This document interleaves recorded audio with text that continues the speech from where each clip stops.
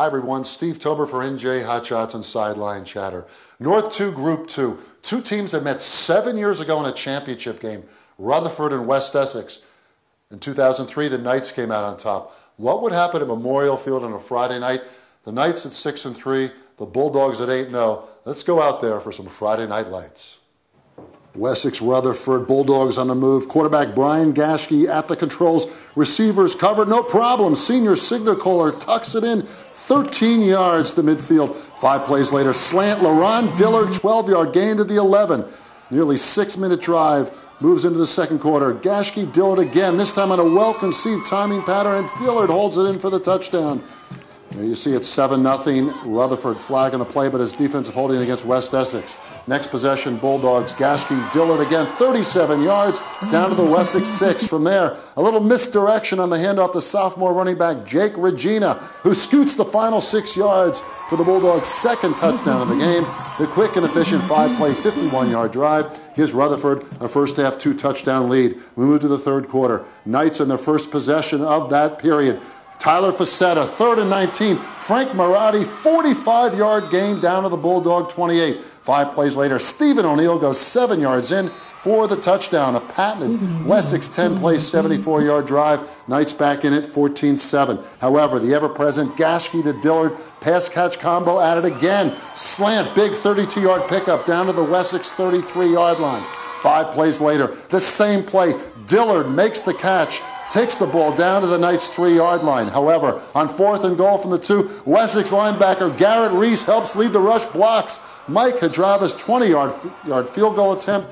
We move inside the 8-minute mark. The Knights still looking to tie the game. Stephen O'Neill will break 3 for a 25-yard pickup down to the Rutherford 19. 5 plays later, on a 1st and goal from the 8, Facetta on play action finds Mike Mitchell in the right corner. Touchdown Knights. We are tied at 14-14. 4:48 still showing. Wessex gets the ball back. 3 and out for Rutherford. A reverse. Frank Marotti shows his running ability. 27 yards down to the Bulldog 28. On a 4th and 6 from the 24, the Knights elect not to attempt a 41-yard field goal. Instead, an option pass. Marotti to Mike D'Annunzio in the end zone. Just misses its mark. Rutherford dodges a bullet and gets the ball back with just 41 seconds showing in regulation. Gaschke, again with his running ability. 21 yards out to the 44. 3 plays later, he goes back to who else? LaRon Dillard, 28-yard pickup down to the Knights 15.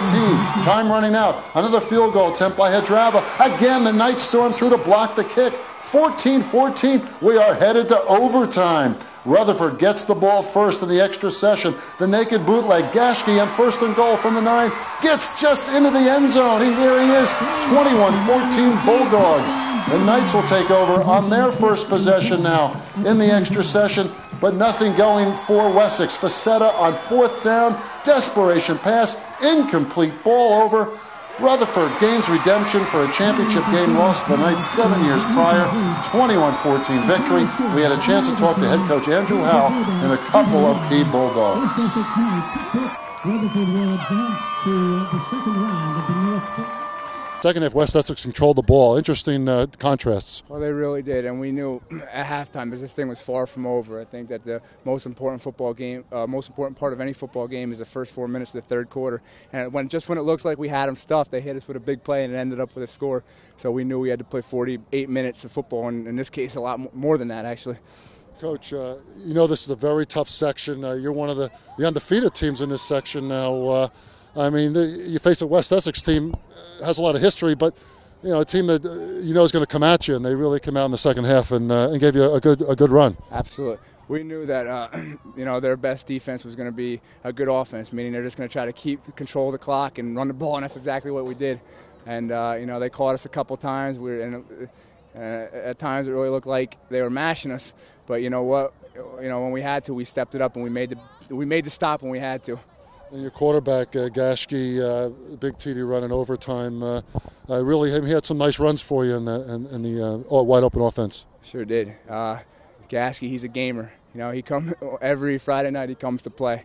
And I'm happy that he's out there leading our offense. He's doing a great job. Steve Tober with Mike Paskus, middle linebacker for the Rutherford Bulldogs, and Mike, you talk about a win as a pulsating second half. Yeah, it was definitely. they came out ready to play. We knew they were going to come out ready to play, and we got in trouble a little bit, but we stuck together at the end, pulled it through. How'd you survive that West Essex ground assault? They come back, tie the game, but you guys kept your composure, though. But it was tough keeping them intact in the second half. Definitely. Like I said, their running backs ran hard.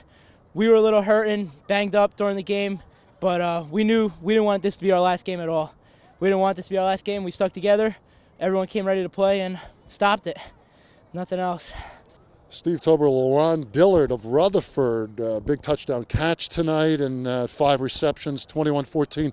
Rutherford over West Essex in overtime, North to Group 2. And LaRon, your passing attack out of the spread really worked in the first half. You built a lead and you did the job when you had at least get those points early. Yeah, big-time players make big-time plays is what I learned from Rutgers down in the camp I went to. Being a senior, you don't want this to be your last football game, so I just told my teammates, let's huddle up, let's do this, and we got the job done today. LaRon, though, those points important because the second half, I got a little tenuous there. West Essex dominating time of possession, and so getting those points early was huge.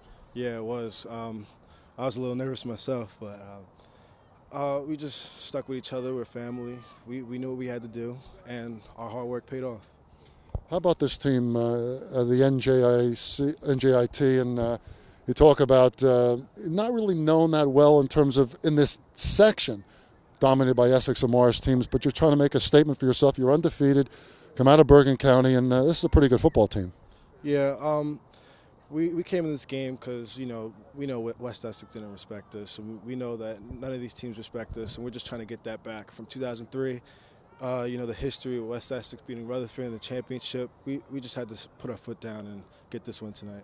And how about overtime? Your quarterback, Ashke, does the job. You got a big run there to score in overtime. I guess you have a lot of confidence in him behind center. Oh, so much confidence. He may throw a bad ball here and there, but, we love him. We know he can, light the field up if he needs to, and when we want him to. So, great job on his part. Well, LaRon Dillard, good job for you today. Tremendous job on the receiving end, and good luck the rest of the way in North 2 Group 2. All right, thank you very much. LaRon Dillard, outstanding receiver for Rutherford, 21-14 over West Essex in overtime, and North 2 Group 2 quarterfinal action.